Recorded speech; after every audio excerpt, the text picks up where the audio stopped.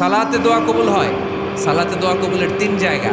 একটা হচ্ছে তাকবীরে তাহরিমার পরে আমরা সানা পড়ি না, আমরা তো একটা পড়ি।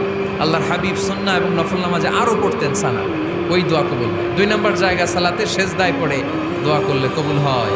আকরাবু মা ইয়াকুনুল আবদু মির রাব্বিহি ওয়া হুয়া সাজিদ ফাকসিরু ফীহি দুআ। বান্দা যখন সেজদায় লুটিয়ে পড়ে, বান্দা আল্লাহর সবচেয়ে কাছে চলে যায়। তা কিন্তু বিষ্ণুনবী বলে, সেজদাটা তোমার রবের কুদরতি পায়ের উপরে পড়েছে। সেজদায় পড়ে দোয়া করেন। সালাম ফিরানোর আগে বিশ্বনবী দোয়া করতেন, লা ইউসাল্লিমান্না আহাদুকুম হাত্তা ইয়াতাআওয়াযা মিন আরবা'a। আল্লাহর হাবিব বললেন, চার জিনিস থেকে পানাহানা আছে আমার কোন উম্মত যেন সালাম না ফিরায়। তারা যেন পড়ে, আল্লাহুম্মা ইন্নী আউযু বিকা মিন আযাবিল কবর, আউযু বিকা মিন আযাবি জাহান্নাম, আউযু বিকা মিন ফিতনাতিল মাহইয়া ওয়াল মামাত, আউযু বিকা মিন ফিতনাতিল মাসিহিদ দাজ্জাল। আল্লাহ কবরের আযাব থেকে বাঁচাও, আল্লাহ জাহান্নামের আগুন থেকে বাঁচাও, আল্লাহ জীবন